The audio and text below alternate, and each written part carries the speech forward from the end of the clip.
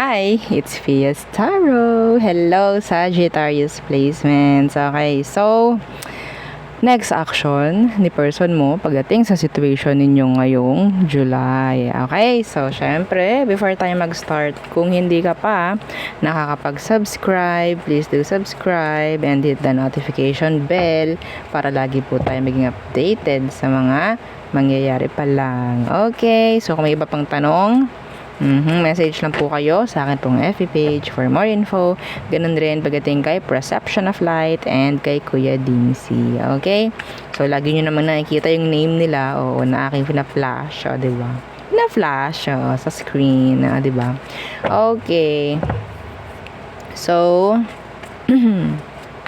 Sag, ano ba ang situation meron sa inyo ngayon para ating mabigyan ng kalinawan. Oo, kahit papano.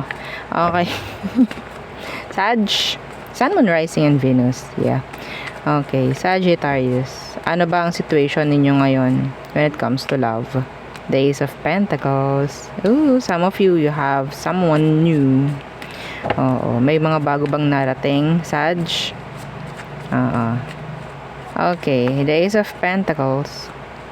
The King of Swords. Ooh.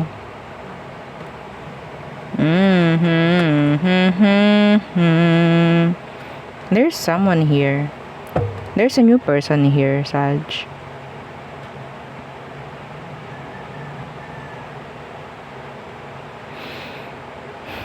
Meron na pong nagawa or gagawa ng action pagdating sa pagle-level up.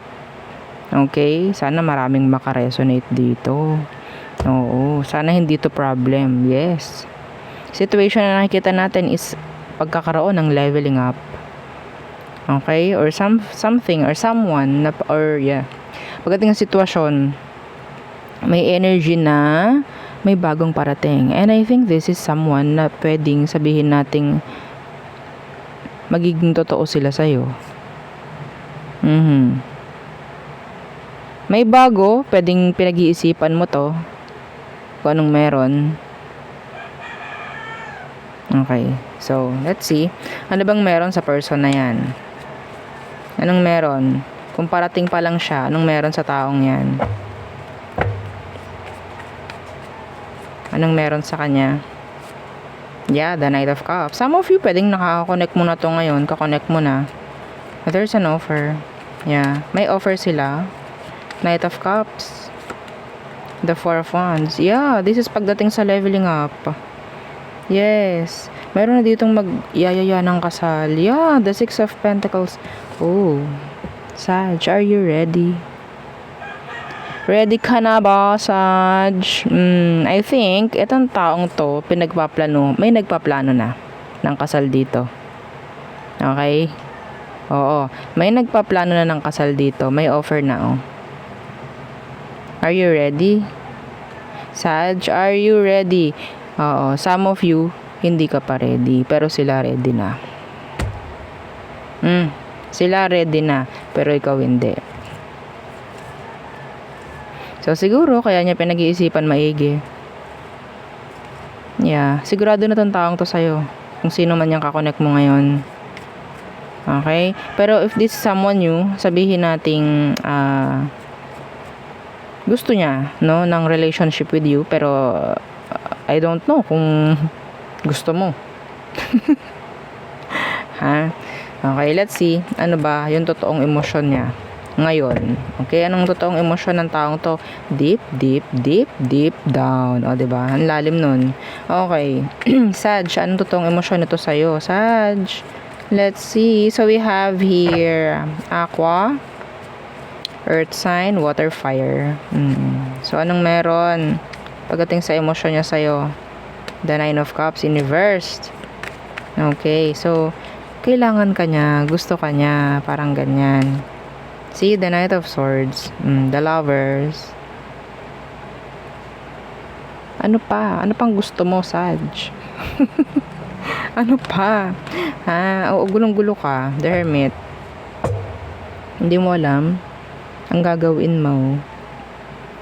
Kailangan ka niya. Umaaksyon na tong taong to actually. Sinasabi na niya or sasabihin na niya. They're ready. Yeah, the Knight of Swords, they're ready. Pagdating sa ganyan, sa mga ganyang bagay-bagay ba, no?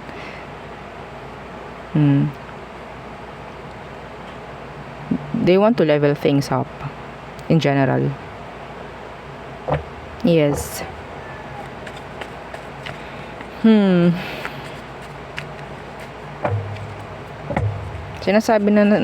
Parang sinasabi na niya kung matagal mo na tong ka-connect, pero kung bago, nandyan siya palagi sa'yo. Gusto kang makausap palagi. Laging nandyan sa tabi mo. Parang ganun eh. Okay? Pinapakita nito yung, they have a good intention pagdating sa'yo.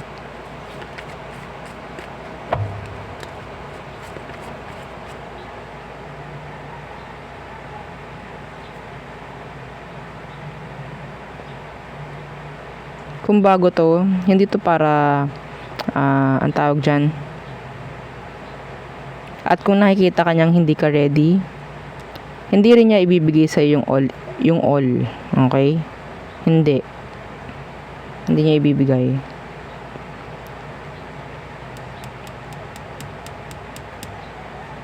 Hindi mo pa nakikita lahat ang kayang gawin ng taong to actually. Okay, so tingnan natin. Ano bang meron pagdating sa next action niya? Okay, next action ng taong to when it comes to you.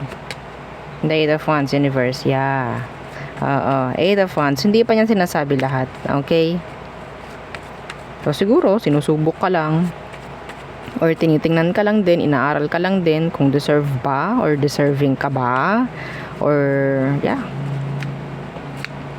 See, the Three of Pentacles in reverse. Kung magkiklik ba kayo.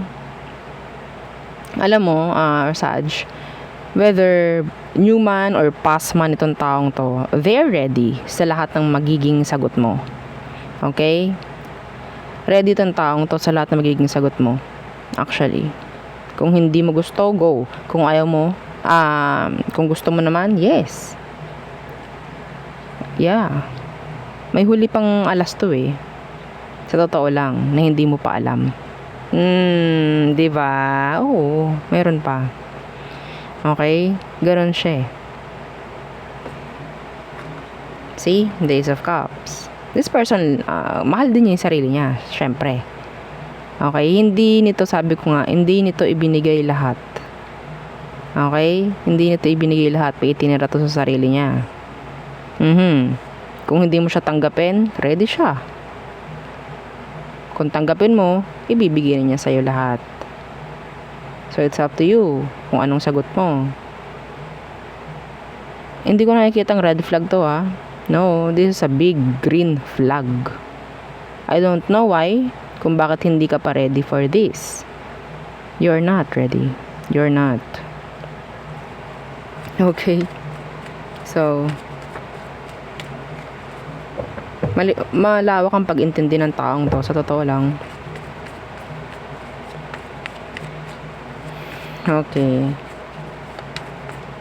Tingnan natin, ano ba ang advice for you, Sag? The Nine of Pentacles in reverse. Learn how to commit. Learn to appreciate. Parang ganyan. The Nine of Pentacles. Temperance in reversed. Okay. So, kailangan mo ring sabihin kung anong mga dapat mong sabihin sa kanya. Huwag mong paghihintayin to. Okay, huwag mong paghihintayin. The Hangman in reverse, the Seven of Cups. Okay, huwag mong paghihintayin. Sabihin mo agad. Okay? Kasi yung oras ng taong to, mahalaga eh. Importante. Okay? Seryosong tao to. Sa totoo lang. Seryoso siya. Okay? So, kung hindi mo pa kaya, hindi ka pa ready, just say it. Malay natin, may iba pang option itong taong to. Like, magkaroon pa siya ng plan B, plan C, pagdating sa'yo. Diba? Huwag mo lang ipepending tong taong to. Okay? Huwag mo lang ipepending. Huwag ka matatakot sa lahat ng mga pwede mong sabihin. Kasi malawak ang pag-unawa ng taong to, Sag. Okay? Kung naghihintay sa'yo to ng sagot mo, ibigay mo na. Okay, huwag mong paghintayin. Yeah. Ready naman kasi siya talaga. Okay? So, yun lang. Ang nakukuha ko rito. Yun lang. Yeah.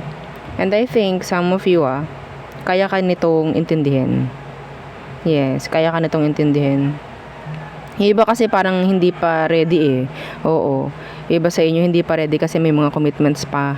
Oo, may mga responsibilidad pa, mga ganyan. Meron pang hindi kayang iwan, mga ganon.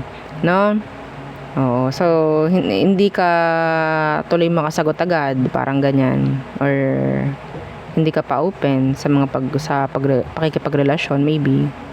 So, sabihin mo agad. Actually, dapat lang, no? Okay, so, yeah, yun ang aking nakikita for you, Sag. Yeah, simple lang. Okay. So, let's see. Aries through Pisces. Okay. Aries through Pisces. Tingnan natin kung ano bang meron. Anong meron? Okay. Aries. So, nawawala yung attraction with this Aries.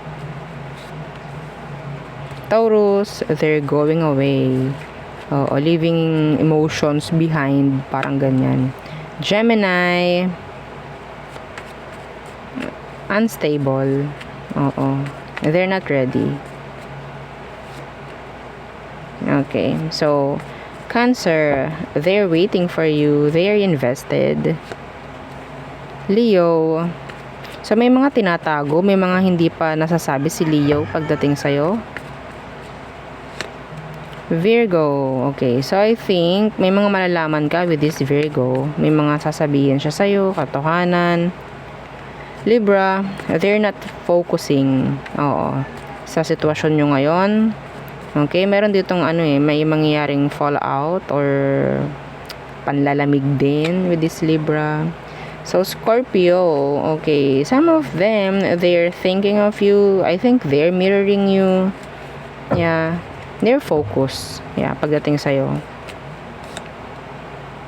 Sagittarius, okay, so nandito yung parang hindi pa rin sila makagawa ng decision, hindi pa makagawa ng action. There's a lot of delays with the Sag. Capricorn, they need you. Okay, they need you. So, Aquarius, they want to talk, they want communication. Some of them, they will sabihin natin, they will send you a message. Parang ganyan. So, Pisces, they want your attention. Yeah, they just want to get your attention. Okay? So, yun ang ating nakikita for you, Sagittarius placements. Again, please don't forget to like, share, and subscribe, and follow our FB page. Thank you. Bye.